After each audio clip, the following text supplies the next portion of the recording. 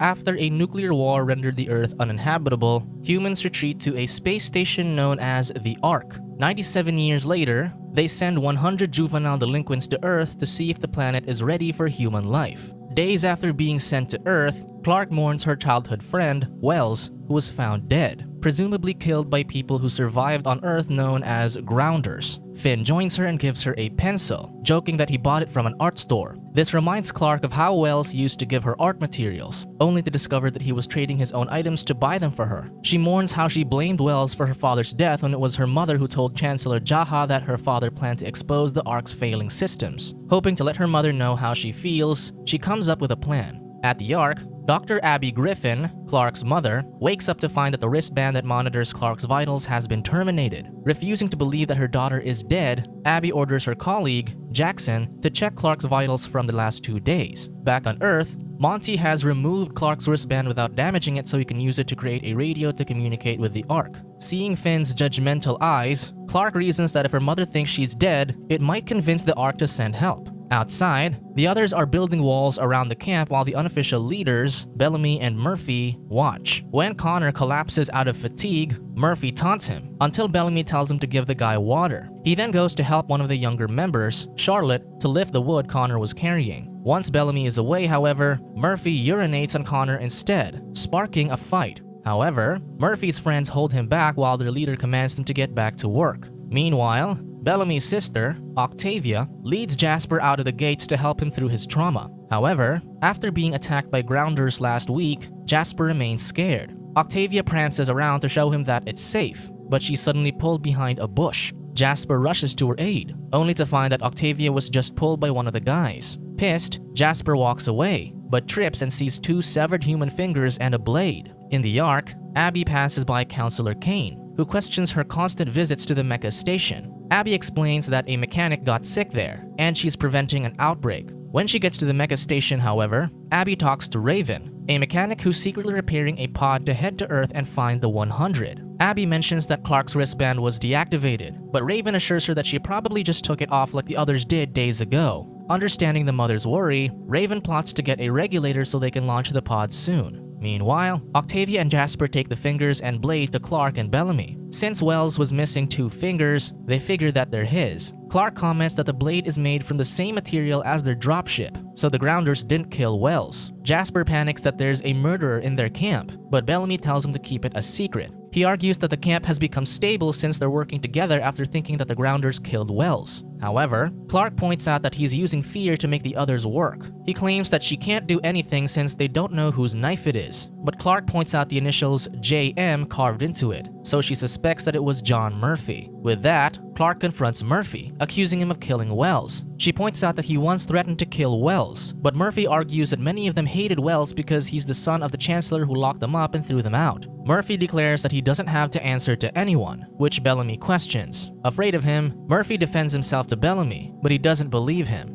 Clark points out that Murphy insisted that there should be no rules, but it doesn't mean they can kill without punishment. Connor suggests killing him, which many of those who suffered at Murphy's power tripping agree to. Clark argues that revenge isn't justice, but the rest already step in and beat Murphy to the ground. They tie him up and hoist Murphy over a tree to hang him. Clark begs Bellamy to make them stop, but Connor urges him to do it instead. Despite Murphy and Clark begging him not to, Bellamy kicks the chair under Murphy, hanging him. Seeing all the chaos, Charlotte finally steps in, admitting to Wells' murder. Immediately, Clark releases Murphy. At the Ark, Raven meets with the culinary tech and smuggler, Nigel, to ask for the regulator. Nigel hints that Raven must sleep with the chief of electrical in exchange. Raven is appalled by this, but Nigel implies that her mother took such deals before. This angers the younger woman, so Raven is thrown out of the room. At the camp, Murphy demands for Charlotte, who's hiding in a tent with Bellamy, Clark, and Finn. She explains that she killed Wells to slay her demons since his father executed her parents. Bellamy blames the situation on Clark, insisting that they'd still be building the wall if she hadn't confronted Murphy. Hoping to mitigate the situation, Bellamy steps out and tells Murphy to back off. He reasons that he was only giving the people what they wanted, so Murphy asks the camp if they want to see Charlotte get hanged for her crimes. However, only Murphy's friends raise their hands, angering him. Bellamy insists that it's over, so Murphy slams a piece of wood against his head. He then checks the tent, only to find that Charlotte, Clark, and Finn have escaped to the woods. Meanwhile, Raven notices people lining up to see Abby, so the doctor explains that many suffer from oxygen deprivation as the Ark is failing. Raven shares that she went to Nigel to get the regulator, but failed. Learning that Nigel has it, Abby later slips a pack of morphine to her in exchange for the regulator. In the forest, Finn leads the girls to a hiding spot. Scared, Charlotte tries to hold Clark's hand, but she pulls away, stressing that just because they saved her, it doesn't mean she's forgiven. Finn argues that Charlotte is just a kid, but Clark stresses that she killed someone. With Murphy's voice closing in, Finn reveals a hidden hatch that takes them into an underground bomb shelter where he found the pencil he gave to Clark. After Charlotte has gone to sleep, Clark scolds Finn for keeping the shelter a secret since their camp could have used the supplies there. Finn argues that there are no weapons or edible food, so it's pointless. They conclude that a family built the shelter but never made it. Still, Clark thinks the family was lucky since they died quickly instead of suffering in the shelter for years. Clark worries that their camp has started killing each other, so she insists that there must be consequences to prevent that. Finn, however, insists that they can't just hang people, so they must figure out a way to appease Murphy without harming Charlotte. Unknown to them, Charlotte is awake and listening in. At the Ark, Abby gives Raven the regulator. Meanwhile, Nigel meets with Kane to reveal that Abby gave her morphine in exchange for a pressure regulator. Soon, Clark wakes up and finds Charlotte gone. In the woods, Charlotte runs, but Bellamy finds her. However, Charlotte wants to give herself up since she feels guilty for what she'd done. Murphy closes in, so Bellamy throws Charlotte over his shoulder and takes her away. Meanwhile, Finn and Clark search the woods when they hear Charlotte screaming. At the mecha station, Jackson calls Abby to warn her that Kane knows about the stolen morphine. Knowing that they don't have time before Kane arrives, Abby instructs Raven to continue working and take the pod to the ground and find the 100. In the woods, Bellamy ends up reaching a cliff where Murphy's group corners them. Clark and Finn also arrive and try to negotiate with Murphy to spare Charlotte's life. Instead, Murphy grabs Clark, threatening to kill her if they don't surrender Charlotte. The girl decides to surrender, but Bellamy blocks her. Still, Charlotte is tired of hurting people, so she throws herself off the cliff. Bellamy and Clark mourn, unable to even see her body in the darkness. Bellamy then turns his rage on Murphy and starts beating him until Finn pulls him away. Bellamy insists that Murphy has to die, but Clark argues that they don't get to decide that. She admits that she shouldn't have told people about the knife but insists that they need rules to survive in harmony. With that, Clark suggests banishing Murphy, so Bellamy threatens to kill him if he returns to camp. He then offers Murphy's friends to choose between staying with him or returning to camp. In the end, no one decides to stay with Murphy, so Finn just returns Murphy's knife to give him a chance to survive. While Kane and his men approach, Raven struggles to install the regulator, only to realize that Nigel gave them a defective one. Desperate, she looks at her spacesuit and thinks of another way. Kane confronts Abby, accusing her of manipulating Raven, knowing that her boyfriend, Finn, is among the 100. However, Abby argues that she's trying to save them all. Suddenly, they hear the pod being launched. Raven,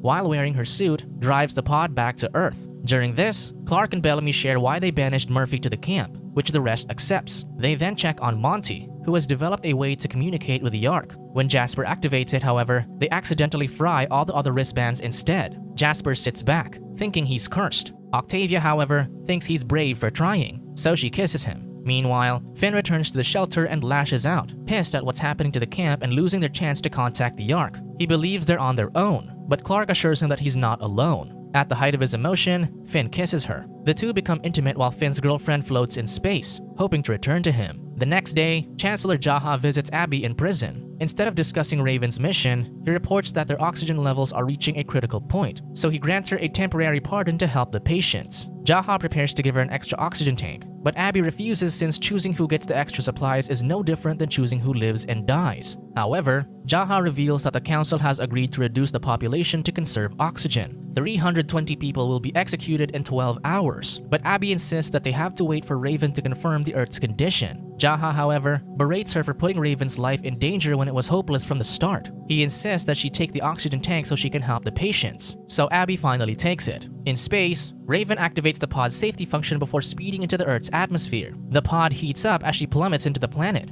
Meanwhile, Clark and Finn are waiting for sunrise when they see the pod speeding onto Earth. At the camp, Bellamy and the rest hear the pod descending. While the rest are happy to see this, Bellamy worries as his crime at the Ark might be discovered. He tells his group to wait for sunrise before checking the pod, which they believe crashed near the lake. Octavia points out that the grounders might have seen it and get to the pod first, but he insists on leaving at sunrise. At the Ark, Abby conducts a test on a girl named Reese, who's showing signs of blindness due to oxygen deprivation. Growing desperate, she orders Jackson to monitor if Raven contacts them, insisting that it's the only way they can save their people. Clark and Finn return to the camp, only to discover that Bellamy left by himself. Clark thinks Bellamy wants to get to the pod before anyone else, recalling how he had been making sure that the Ark thinks they didn't survive. By morning, Bellamy is still heading to the pod when he discovers that Octavia is following him. She calls him selfish for doing whatever he wants, but Bellamy insists that he's been protecting her. Desperate, Bellamy confesses that he was hired to shoot Chancellor Jaha in exchange for sending him to Earth with Octavia to protect her. He insists that Jaha deserved it for executing their mother and locking up his sister, but Octavia is appalled and runs off. Meanwhile, Jaha tells Kane that he'll join the people who will be culled to save their oxygen. He offers Kane the position of Chancellor after his death since he's not weakened by sentiment like him, which the Ark might need to survive. On Earth, Bellamy finds the pod and sees an unconscious Raven. Instead of killing her, he rips off the radio from her pod and throws it into the lake. Soon, Raven wakes up just as Clark finds her. Stepping on Earth for the first time, Raven relishes in nature. Finn then catches up to them, and Raven quickly greets him with a kiss, revealing to Clark that she's Finn's girlfriend. Learning who Clark is, Raven reveals that Abby planned on getting her to Earth because the Council is considering killing people to save oxygen. With that, Raven hurries to the pod to report to the Ark, only to find that the radio is missing. Knowing that Bellamy took it, Clark hurries to find him. In the Ark, Abby confronts Jaha about sacrificing himself while putting Kane in charge. He explains that he can't let anyone sacrifice their lives without doing so himself, and Kane doesn't hesitate to get things done. She tries to devise other ways to save oxygen, but he reminds her that they've tried everything else. Unwilling to give up, Abby takes a flash drive with a video from her deceased husband, Jake. Meanwhile, Octavia tries to return to camp but hears someone chasing her. She runs but ends up tripping down a hill, hitting her head with a rock. Elsewhere, Clark, Finn, and Raven find Bellamy, confronting him about the radio. Raven mentions that the Ark has been looking for Bellamy since he shot Jaha. This leads Clark to realize that Bellamy was disconnecting them from the Ark to save himself. Bellamy argues that Jaha deserved to die, but Raven reveals that the Chancellor survived.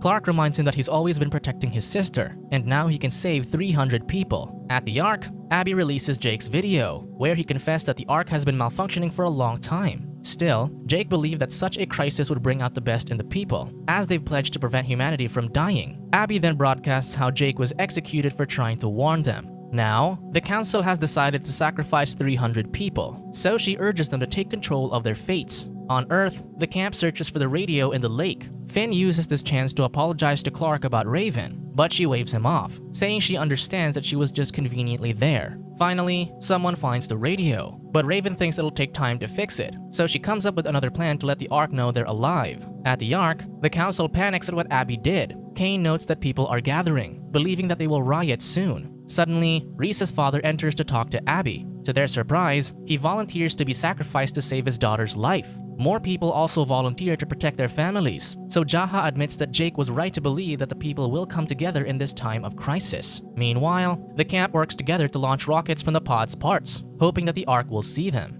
At the same time, Kane confirms the number of volunteers and tries to convince Jaha not to join them since he's the one who can inspire people, not him. Elsewhere, Reese's father tells his daughter that he'll just be working a double shift. He then hugs and kisses her goodbye, leaving her unaware of the sacrifice he's about to make. The volunteers shuffle into the sector to be sacrificed. Abby notices that Jaha has changed his mind, and Kane explains that he's been convinced by the truth. Finally believing in others, Kane tells Abby that he has men monitoring the radio in case Raven calls them too. Soon, the volunteers gather, awaiting their fates. With a heavy heart, Jaha seals the sector's oxygen supply just as the camp launches the rockets. One by one, the volunteers fall asleep, including Reese's father, who drops his daughter's hairpin at the last moment of his life. Meanwhile, Octavia wakes up in the dark and finds a grounder watching her. Later, Jaha joins Abby in her room, drinking away their sorrows and guilt. Suddenly, Abby sees the rockets from her window, signaling that the 100 are alive. Subscribe to watch more videos like this. Turn on notifications. And leave a like, it really helps the channel out. Thank you for watching.